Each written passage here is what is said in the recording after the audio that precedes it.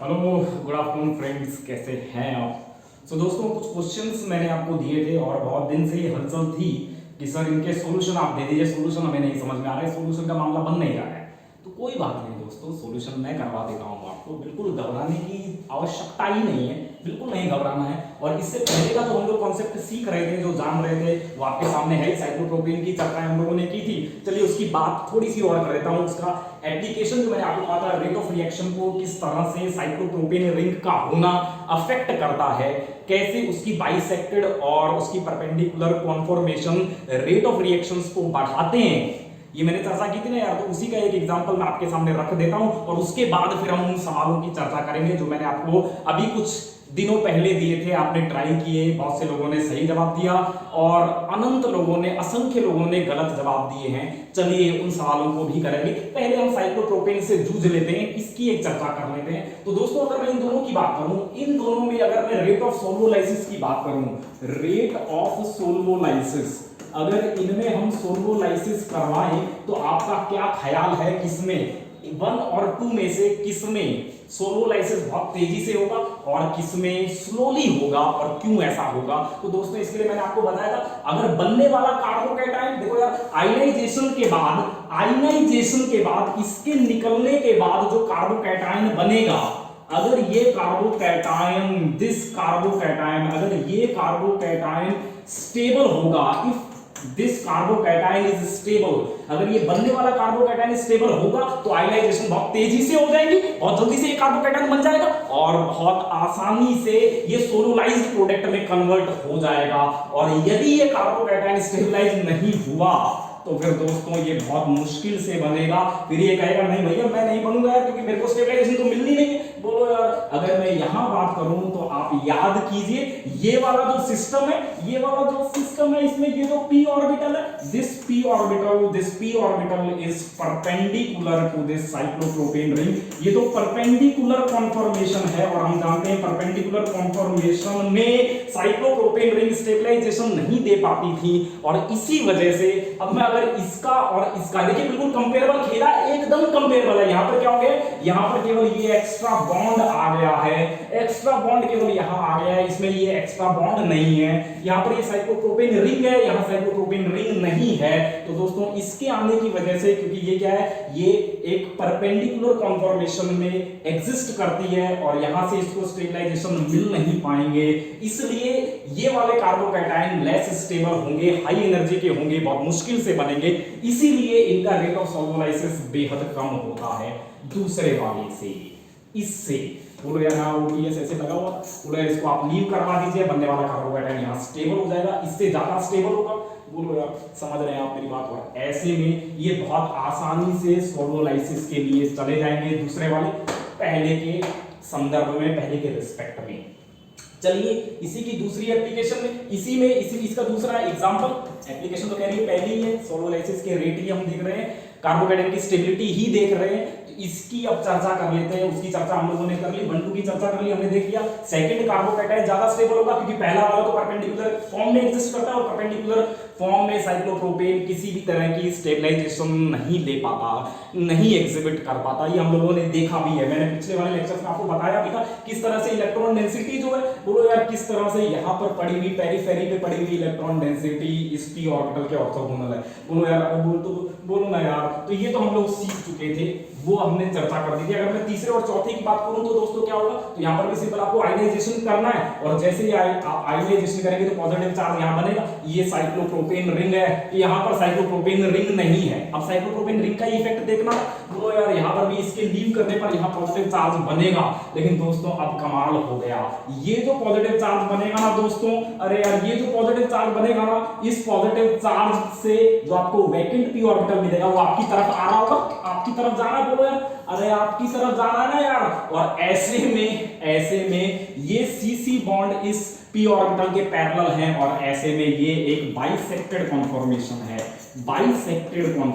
है, और अगर ये बाइसेक्टेड कॉन्फॉर्मेशन है तो फिर ये बहुत आसानी से लीव करेगा, ये लीव हो जाएगा बहुत आसानी से, क्योंकि बनने वाले कार्बोकैटायन बाइसेक्टेड कॉन्फॉर्मेशन में बहुत ज्यादा स्टेबल होते हैं और ऐसे में ये साइक्लोप्रोपेन 4 चांद लगा देगा इसकी स्टेबिलिटी में। बोलो यार, ये जो इलेक्ट्रॉन क्लाउड है ये यहां जाएगा, ये पीछे वाला इलेक्ट्रॉन क्लाउड यहां पर इसको देगा और ऐसे में ये कार्बोकैटायन गजब के स्टेबल होंगे, शानदार तरीके से स्टेबलाइज होंगे और ये बहुत आसानी से बन जाएंगे और इनके rate of solvolysis 10 to the power 5 times ज्यादा होते हैं, इतने अधिक होते हैं फोर्थ के कंपैरिजन में। समझ रहे हैं आप मेरी बात? मतलब थर्ड का सोलोलाइसिस 10 टू द पावर 5 टाइम्स ज्यादा है फोर्थ के कंपैरिजन में। तो देखा आपने किस तरह से एक सही जगह पर एक रेगुलरली डिस्पोज्ड ये जो साइक्लोप्रोपेन रिंग है किस तरह से ये कमाल दिखा सकती है, कैसे ये स्टेबलाइजेशन दे सकती है आयनाइज्ड कार्बोकैटायन को, आयनाइज्ड सिस्टम को, और कैसे ये रेट को बढ़ा सकती है आप समझ रहे होंगे। तो दोस्तों ये साइक्लोप्रोपेन का खेला था, मैंने दोनों में आपको बता दिया। परपेंडिकुलर कॉन्फॉर्मेशन में रेट ऑफ सॉल्वोलाइसिस घट जाते हैं और बाइसेक्टेड कॉन्फॉर्मेशन में बहुत ज्यादा बढ़ जाते हैं। समझ गए आप मेरी बात? आपको मेरी बातें समझ में आ गई होगी। तो आया आपको समझ में? बोलो यार, आपको मेरी बातें समझ में आई क्या? आपको मेरी बातें समझ में आई क्या? एक सवाल मैंने ये भी दिया था, इस सवाल में क्या था दोस्तों, इसकी अगर चर्चा करूं तो इसमें क्या है, इस सवाल में क्या है मुझे बताइए। इस सवाल में प्रोडक्ट आपसे पूछा है, चलिए कोई बात नहीं। तो यहाँ पर क्या है, यहाँ डाई एजोटाइजेशन करना है। बोलो यार, डाई एजोटाइजेशन करना है। कर दे भाई डाई एजोटाइजेशन, करो, कोई समस्या वाली बात ही नहीं है, कर दे डाई एजोटाइजेशन।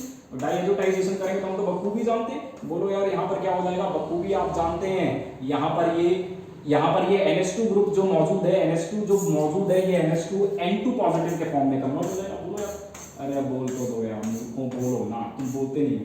यहाँ पर ये बन जाएगा। बोलो यार, इसको मैं और अच्छे से लिख देता हूँ, N2 यही होगा। आया आपको समझ में? वहां पर भी ऐसा ही होगा, वहां पर भी हुबहू ऐसा ही होगा। सबसे पहले तो डाइएजोटाइजेशन होगा और डाइएजोटाइजेशन में यहाँ पर ये N2 पॉजिटिव बन जाएगा, इसमें कोई हैरानी नहीं, हो जाएगा सर, ऐसा हो जाएगा। आगे मुझे भी समझ में आ गया, आगे क्या करें? आगे ये होगा दोस्तों, अब इसको लीव करवाना है, इस सिस्टम को लीव करवाना है, इस नाइट्रोजन को लीव करवाना है, ये लीव करेगा और जैसे ही ये लीव करेगा तो उसके साथ ये वाला बॉन्ड चलेगा और ये लीव कर जाएगा। और ऐसे में यहां पर भी इसको लीव करवाना है, इसको लीव करवाने के लिए ये वाला बॉन्ड चलेगा और ये लीव कर जाएगा। अब दोस्तों असली कमाल की बात है, अब दोस्तों असली जबरदस्त बात है जो मैं आपको बताने जा रहा हूं। अब मेरी बात बहुत ध्यान से सुनिएगा। होगा क्या, यहां से जो कार्बोकैटायन बनेगा ना दोस्तों, यहां से जो कार्बोकैटायन बनेगा ना दोस्तों, यहां से जो कार्बोकैटायन बनेगा ना दोस्तों, वो कुछ इस तरीके का होगा। मैं आपको बताता हूं, देखिएगा यहां से जो कार्बोकैटायन बनेगा वो ऐसा होगा, इस तरीके का। बोलो यार, अरे बोल तो ऐसा होगा जी सर, ऐसा होगा। यहां से जो बनेगा बोलो ऐसा होगा और वहां से जो बनेगा वो ऐसा होगा। बोलो यार, वो ऐसा होगा। बोलो भाई, वो ऐसा होगा। अरे बोल तो दो मूर्खों, बोलो यार, ये ऐसा होगा, यहां से जो कार्बोकैटायन बनेगा ये ऐसा होगा और यहां से जो बनेगा वो ऐसा होगा। अब दोस्तों कमाल हो जाएगा। ऐसे में अब आप मुझे बताइए, ये वाला जो कार्बोकैटायन है ये किसके ज्यादा बगल में, किसके ज्यादा पास है? बोलो यार, ये दोनों ये किसके ज्यादा पास है? अगर मैं इसकी चर्चा करूं तो इसमें क्या है, ये वाला बॉन्ड तुरंत इसके साथ इंटरैक्ट कर सकता है और इसमें ये वाला कार्बोकैटायन सेंटर इसके पास में है और ये इसके साथ इंटरैक्ट कर सकता है दोस्तों। और इसी वजह से दोनों में अनसिमेट्रिकल दूसरी तरह के डिफरेंट प्रोडक्ट बनते हैं। समझ रहे हैं आप बात? आपके दिमाग में बात आ सकती है, सर ये तो दोनों एक जैसे हैं सर एक जैसे हैं सर, और ऐसे में तो ऐसा होना चाहिए ना सर, मतलब दोनों ऐसा बना लेना सर।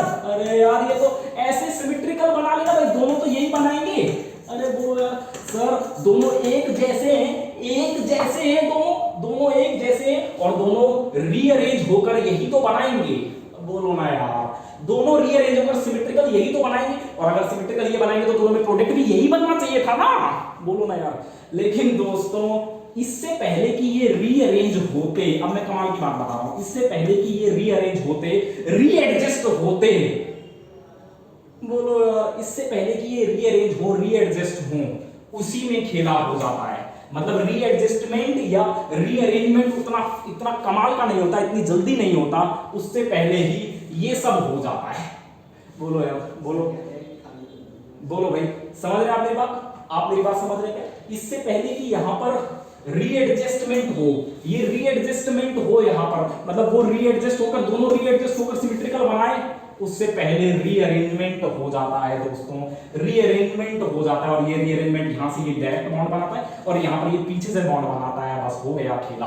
बोलो यार, आपको मेरी बात समझ में आई क्या? बोलो यार, हो गया खेला। आपको मेरी बात समझ में आ रही है क्या? बस हो गया, अब हो गया खेला।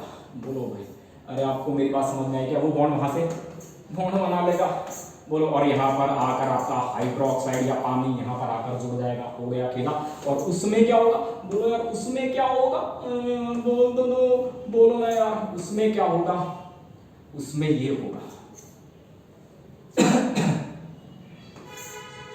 उसमें ये होगा। बोलो यार, उसमें ये होगा। और ये कैसे स्टेबलाइज होगा? ये रेजोनेंस से स्टेबलाइज होगा। सर ये तो रेजोनेंस से स्टेबलाइज होगा सर। बोलो यार, बोल तो दो। और ये रेजोनेंस से स्टेबलाइज होगा। साथ में जैसे ये उधर जाके जुड़ेगा, तो यहाँ पर OH यहाँ आके जुड़ जाएगा। बोलो भाई, अरे बोल तो दो।